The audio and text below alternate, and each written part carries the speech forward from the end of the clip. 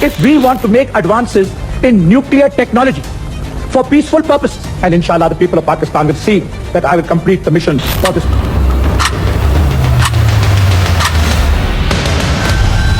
एटमी तजर्बे के लिए पाकिस्तानी साइंसदानों ने बटन दबाया तो ज़ेरे ज़मीन मीलों लंबी सुरंग में ज़बरदस्त इर्तियाश पैदा हुआ और पहाड़ों का रंग तब्दील होना शुरू हो गया। किसान ने एटमी धमाका करके बहुत अच्छा किया। Successfully conducted 5 nuclear tests.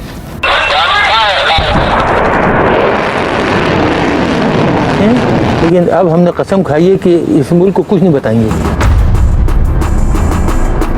Qadeer साहब ने अगर ये कहते हैं कि he is the father of, ये सारी चीज़ें बिल्कुल गलत है। जितनी बड़ी मुझे एम्बैरेसमेंट इसकी वजह से उठाएगी, मेरे ख्याल में अगर कोई मेरे से पूछे कि मैं वो most embarrassed, it was that. मैंने उनसे पूछा कि ये डॉक्टर साहब, ये परवेज़ मुशर्रफ के साथ क्या मसला है आपका, आप तो हमारे कौमी हीरो हैं। तो उन्होंने उसको एक बहुत नाकाबिले बयान किस्म की गाली दी और कहा कि मैंने जब गौरी मिसाइल की रेंज जो है वो 5000 किलोमीटर करने की कोशिश शुरू की और प्रोजेक्ट के लिए जब मैंने उनसे फंड्स मांगे तो उन्होंने कहा अच्छा इसका मतलब है तुम इसराइल को टारगेट करना चाहते हो, तो हमारा तो दुश्मन इंडिया है, तो ये 1500 या ज़्यादा से ज़्यादा 2000 किलोमीटर से आगे तुम नहीं जा सकते। 1984 में डॉक्टर अब्दुल कदीर खान ने जनरल ज़ियाउल हक को एक लेटर लिखा जिसमें उन्होंने बताया कि पाकिस्तान एटमी ताकत बन चुका है। और इस खुशखबरी के बाद जनरल ज़ियाउल हक ने खुशी का इजहार करते हुए कहा कि अब हम अपने दुश्मन की आंखों में आंखें डालकर जवाब देने के काबिल हो चुके हैं। अब हम अपने दुश्मन को ललकारेंगे भी और जवाब भी देंगे। लेकिन 1984 में बनने वाले एटमी पावर को दुनिया के सामने लाते लाते 14 साल का अरसा बीत गया। इसके बाद 1998 में एटमी हमले किए गए, जिसके बाद पूरी दुनिया के सामने इस बात की तस्दीक हुई कि पाकिस्तान हकीकी मायनों में एक एटमी पावर बन चुका है। लेकिन 1984 से 1998 तक के 14 साल में डॉक्टर अब्दुल कदीर खान, उनकी टीम, यहाँ तक के एटमी हमले के मामलात को ना सिर्फ दबाने की कोशिश की गई बल्कि पाकिस्तानी अवाम से इस हकीकत को छुपाया गया। 1984 के बाद जब पाकिस्तान एटमी पावर बन गया तो पाकिस्तान में से खबरें निकलकर सामने आने लगी कि पाकिस्तान एटमी पावर बन चुका है। लेकिन पूरी दुनिया, ख़ास तौर पर इंडिया, इस बात को मानने के लिए तैयार नहीं था, बल्कि तो इस बात पे इंडिया पाकिस्तान का मजाक उड़ाने लगा। अवाम की तरफ से डिमांड की जाने लगी कि एटमी धमाके किए जाएं और दुनिया को बताया जाए कि पाकिस्तान हकीकी मायनों में एटमी पावर बन चुका है।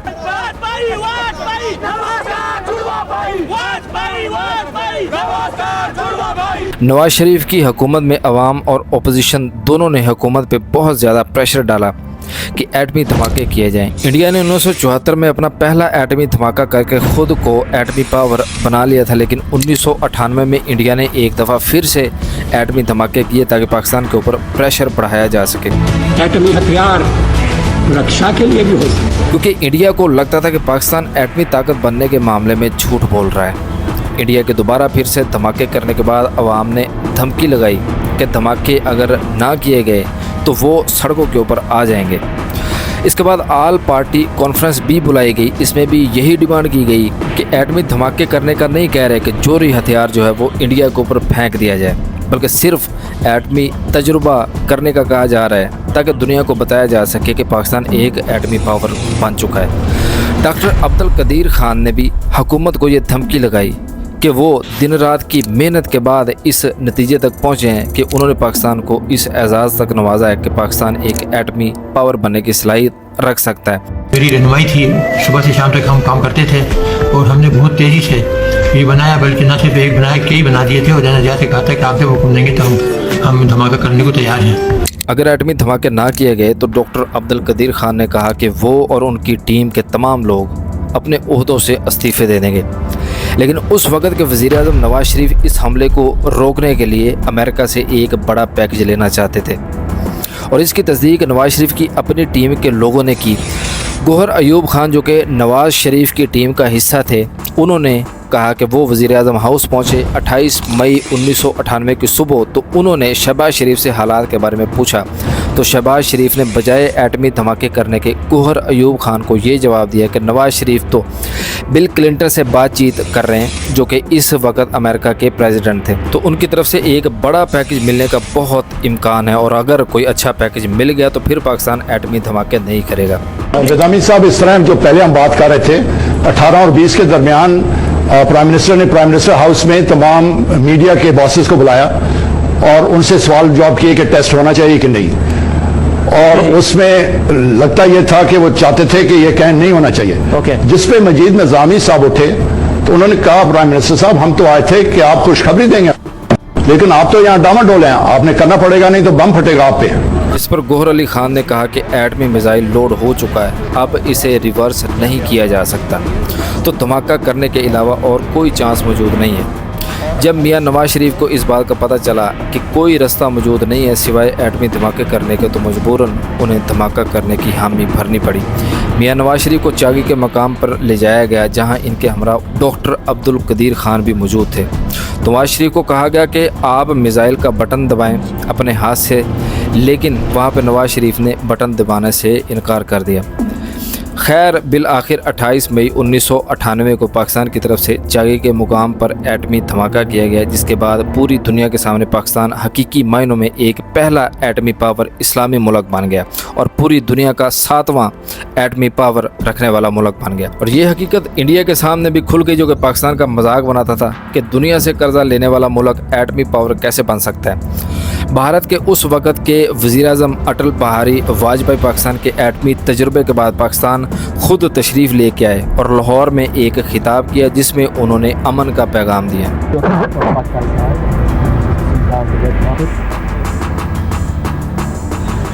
My message to the people of Pakistan will be short and simple. Put aside the bitterness of the past. Together let us make a new beginning. वो हम पर गुजरी बच्चों के संग न होने देंगे, जंग न होने देंगे।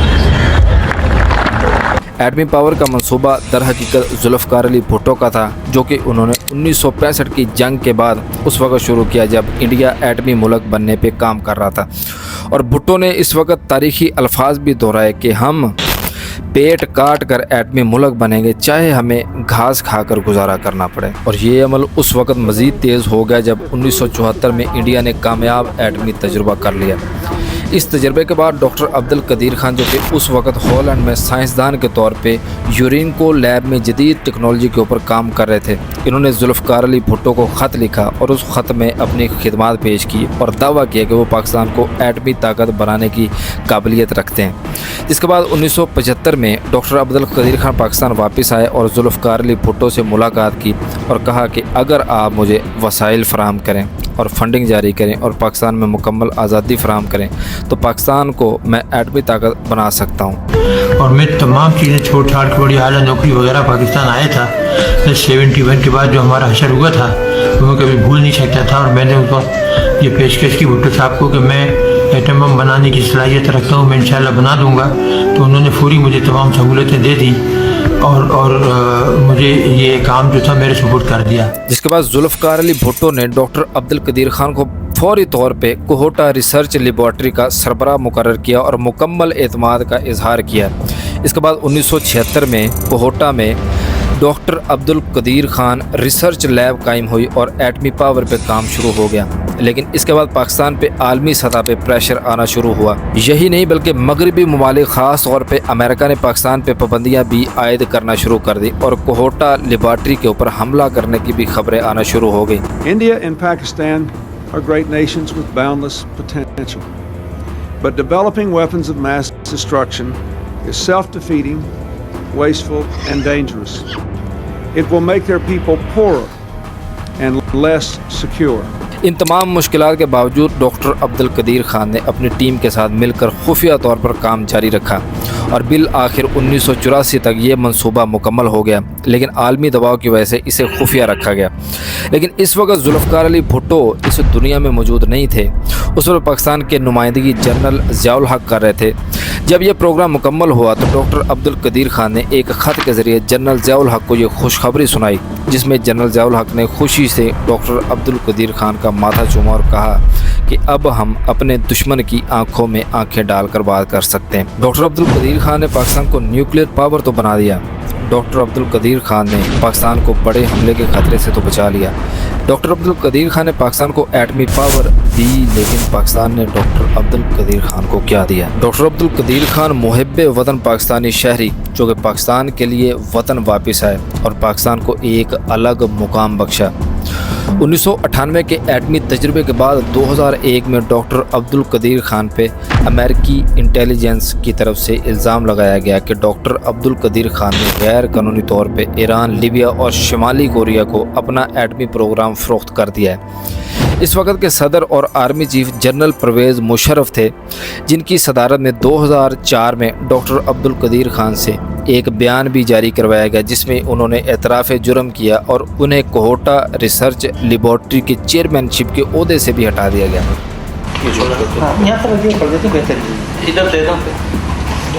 The investigation has established that many of the reported activities did occur and that these were inevitably initiated at my behest. In my interviews with the concerned government officials, I was confronted with the evidence and the findings, and I have voluntarily admitted that much of it is true and accurate. बाद में उन्होंने अपना बयान वापस लेते हुए कहा कि ये इतराफ़ जुर्म उनसे दबाव में करवाया गया था और मुल्क को बैनुल अक़वामी पाबंदियों से बचाने के लिए उन्होंने ये सारा इल्ज़ाम अपने सर पे लिया। That confession, you said it was forced upon you and you were forced to say those words on national television. I don't want to discuss it because the court asked me not to discuss this thing anymore. तो इसको आप किस तरह respond करेंगे? मुशर्रफ कहाँ से मेरे मोहसिन हो गए? आप जरा मुझे बता दीजिए कोई तख्तीर लिख के कि मुशर्रफ कोई मेरे मोहसिन थे। मुशर्रफ साहब तो मुझे CIA को दे रहे थे। आपको जमाली साहब से पूछ लीजिए कि CIA के जहाज़ खड़ा था, मुशर्रफ साहब ने कहा कि जमाली साहब से कि आप एक कैबिनेट की मीटिंग बुलाकर फौरी अप्रूवल दे दीजिए और हम इनको CIA के हवाले कर देते हैं। बाकी चीज़ तो वो आपकी रियासत करती है ना, कोई इंडिविजुअल तो नहीं करता। पाकिस्तान में ये काम किया, रियासत नहीं किए थे। आप उसमें तो नहीं जाइए ना, फिर वही बात हो जाती। फिर मैं नहीं चाहता कि मुल्क के मफाद को नुकसान पहुँचे। मैं ज़बान खोलूँ और फिर मुल्क के मफाद को नुकसान पहुँचे, मैं उसमें डिटेल में नहीं जाने से। नहीं, लेकिन डॉक्टर साहब वही मैं अर्ज़ कर रहा हूँ कि देखिए आपने उस वक्त मुल्क के मफाद की खातिर ज़िम्मेदारी अपने सर ले ली है, आपका कहना है, ठीक है। मुशर्रफ साहब कहते हैं कि मैंने उनको बचा दिया, लेकिन आप ये कहते हैं। लेकिन उसके बाद जब आपने ये कह दिया कि नहीं इसमें तो फ़लाँ था, इसमें तो फ़लाँ था, तो वो मुल्क की मफाद को नुकसान तो बात ख़त्म हो गई। अब मैं इसलिए इसको दोहराने से जो चीज़ें हैं वो रिकॉर्ड पर आ गई हैं, सबको पता लग गया है, वो हर चीज़ मौजूद है। अब मैं कोई ऐसी बात नहीं है जो आवाम से छुपी हो है या मुल्क से छुपी हो या सियासतदानों से। न्यूक्लियर की ये बने हुए हैं फादर ऑफ न्यूक्लियर बॉम्ब। देखिए न्यूक्लियर बॉम्ब के कई स्टेजेस होते हैं। पहाड़ से यूरेनियम निकाला गया, उसे UF6 गैस बनाई गई कंटेनर्स में। कदीर साहब का कोई रोल नहीं है उसमें, दूसरे साइंटिस्ट कर रहे हैं। अब आगे एनरिच्ड यूरेनियम आ गई, भूसा है, भूसे की तरह पड़ी हुई है, उसको बॉम्ब बनाना इनका काम नहीं है। हमें अभी should be proud of our scientist, बहुत ज़बरदस्त काम किया है। लेकिन कदीर साहब ने अगर ये कहते हैं कि he is the father of, ये सारी चीज़ें बिल्कुल गलत है। मैं कहता फिर रहा हूँ कि नहीं हमारे तो हमने बड़ा कस्टोडियल कंट्रोल किए हुए हैं, कोई नहीं यहाँ निकलेगी यहाँ से टेक्नोलॉजी। तो जब ये सारा कहलवा दिया तो मेरे सामने एक फाइल रखी गई कि ये सारा प्रेसिडेंट साहब if you don't mind can you look at this. वो देखा तो मेरे पसीने जो उधर सारे सिग्नेचर्स लगे हुए, KRL के तस्वीरें बनी हुई हमारी सेंट्रीफ्यूज। 2004 में डॉक्टर अब्दुल कदीर खान को इस्लामाबाद के 7 सेक्टर में उनके घर में नज़रबंद कर दिया गया और उनकी नकलो हरकत के ऊपर भी सख्त पाबंदियाँ आयद कर दी गई। इसके बाद वो सिक्योरिटी एहलकारों की निगरानी में रहे, यहाँ तक कि उनके घर के चंद कदम दूर उनकी बेटियों का घर था। इन्हें अपनी बेटियों से भी मिलने की इजाज़त नहीं दी जाती थी। तो जिन लोगों के साथ हमने इतना एहसान किया कि हमारी बच्ची जो हमसे 200 का दूर रहती है उसको 4-4 महीने हमसे नहीं मिलने दिया उन नवासियों को, और हमारा जो फैमिली डॉक्टर था उसको नहीं मिलने दिया, आने नहीं दिया 3-3, 4-4 महीने, और बहन भाइयों को नहीं मिलने देते थे 2-2 महीने, 3-3 महीने। और आप अभी भी देख लें कि कोर्ट के आर्डर के बावजूद किस तरह लोगों को परेशान कर। 2009 में इस्लामाबाद हाई कोर्ट में इनकी नज़रबंदी को गैर आइनी करार देते हुए इन्हें आज़ाद किया, लेकिन इनकी नकलो हरकत पे पाबंदी बरकरार रही। 2019 में डॉक्टर अब्दुल कदीर खान ने सुप्रीम कोर्ट में एक दरख्वास्त दायर की कि उन्हें मुकम्मल आज़ादी दी जाए, लेकिन इनकी दरख्वास्त मुस्तरद कर दी गई। मोहसिन पाकिस्तान के कौमी हीरो डॉक्टर अब्दुल कदीर खान मुश्किल हालात से लड़ते हुए और मुश्किलात का मुकाबला करते हुए बिल आखिर 85 साल की उम्र में इस्लामाबाद में पाकिस्तान फखरे पाकिस्तान डॉक्टर अब्दुल कदीर खान कौम को सोगवार छोड़ गया। डॉक्टर अब्दुल कदीर खान मारूफ एटमी साइंसदान मोहसिन पाकिस्तान आज सुबह अपने खालिक हकीकी से जा मिले।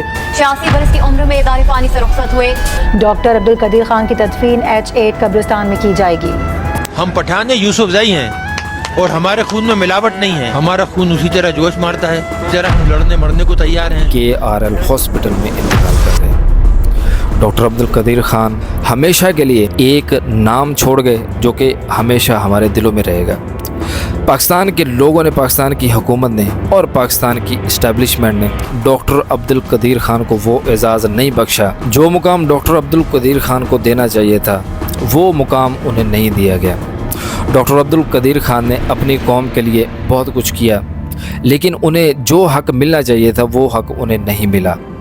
डॉक्टर अब्दुल कदीर खान की ज़िंदगी बहुत मुश्किलात में गुजरी, लेकिन मरने के बाद अल्लाह ताला उन्हें इसका ज़रूर अजर अता करेगा कि उन्होंने अपने पाकिस्तान को बचा लिया। डॉक्टर अब्दुल कदीर खान के साथ नेक तमन्नाएं और दुआ गोएं कि अल्लाह ताला उनकी रूह को सुकून अता फ़रमाए और उन्हें जन्नतुल फिरदौस में आला मकाम अता फ़रमाए। अगर वीडियो पसंद आई है तो वीडियो को लाइक, शेयर और चैनल को सब्सक्राइब ज़रूर कीजिएगा।